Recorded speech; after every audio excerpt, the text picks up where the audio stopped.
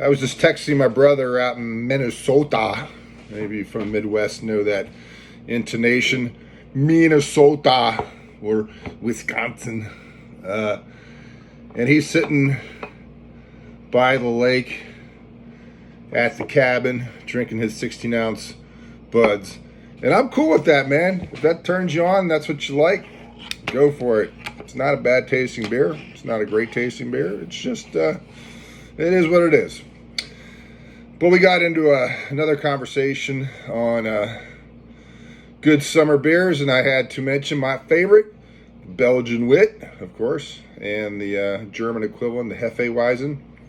I have to correct myself. The Hefeweizen is an ale. See, I've learned stuff occasionally. It can't really be lager because of the esters that come out of it, but Germans are not really known for making ales. There's certain parts of Germany that do ales, and there's a lot of parts that are more favored towards the lagers. And Germanic character likes consistency. And lagers, because you ferment them at a low temperature, it suppresses a lot of the off flavors. But it comes at somewhat of a cost of the originality of the beer or the creativity of the beer. So, it's a trade-off. It's good, stable, solid beer. It's not going to be as creative as an ale would be, because an ale can really kind of go off the charts a bit. So that's what the Germans didn't like. They didn't like the off taste of the ales, and they can go bad because the heat brings out other elements of the ingredients in the yeast that can ruin the beer. That's a fact. But I was trying to kind of defend Belgian Wits a bit for a good summer beer with my brother, because they're tremendous. And he mentioned that he had gotten really some bad Blue Moon at some point. And this is my theory about why it was bad. Blue Moon is kind of a taste that not everybody goes for. It's popular in like bars and stuff, but if it's at a convenience store, or if it's at a distributor, or whatever your local equivalent is in the state of you reside in, it might sit on the shelf for a while. And the problem is with the Belgian Wit, that it's like a Blue Moon, is it's not bottle carbonated. It's been forced carbonated from the brewery itself. Now, there's a downside with that. The beer is essentially dead by the time it's put in a can or put in a bottle. It's no longer alive. The yeast is long gone. All right, and forced carbonation basically replaced the natural process of carbonation with forced carbonation. Now, forced carbonation is okay.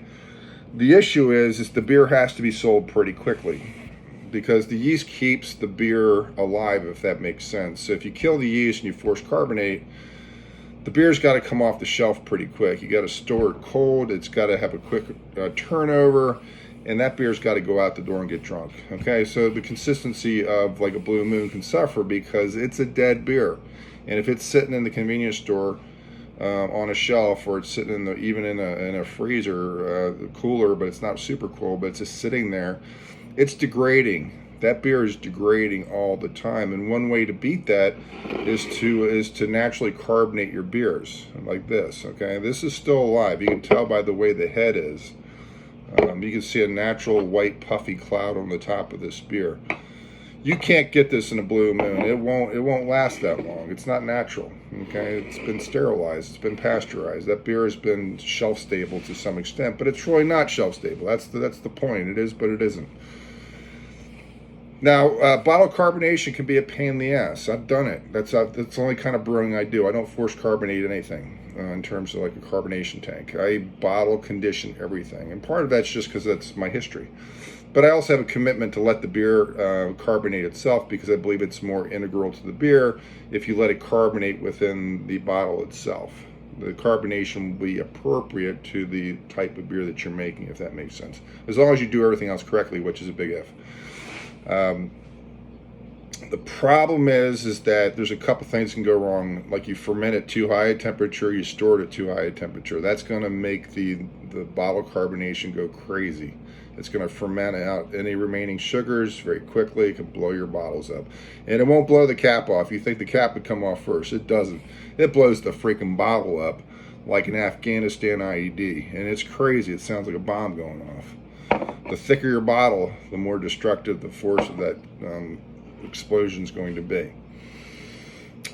Number two, you have to leave enough neck space.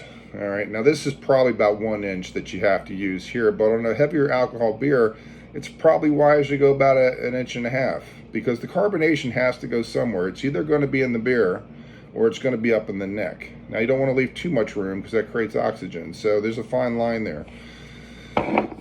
So it's best to wait a bit, and to give a little bit of room in the neck. Now I mentioned the weight thing. Let me just provide a little more detail on that. The kits will always come with like kind of instructions and the ingredients and how to do what. And it's like making a cake. It's not really that hard. One thing my buddies and I typically do is we typically give more time for the beer to sit, the vert and the fermentables to sit in the primary or the secondary longer than it says on the kit itself, on the instructions. They can't wait too long because, again, oxygen is residing. As long as the beer is fermenting, the CO2 is pushing the oxygen out. All right, the CO2 is forcing the oxygen out of the empty space in the beer and through the airlock. Okay, the O2 is going out the airlock. If your beer is finely fermented and it's at a very low level of fermentation, the oxygen is going to creep back into your beer. So you can't wait too long. I'm not saying wait indefinitely, but wait maybe 3 or 4 more days than what the kit requires. It's not going to look like it's still fermenting, but it probably still is. It's at a low level. As long as it's at a low level, the CO2 will continue to force the oxygen and the CO2 out of the top. So the CO2 is also being emitted. All right. Now, what happens when you cap the bottle is the CO2 is no longer leaving the brew. All right. So the CO2 is hitting the top of the bottle, the bottom of the cap, and it's carbonating the beer. So carbonation just basically means that the beer is being carbonated by the release of carbon dioxide. So that's a little bit of a science lesson there.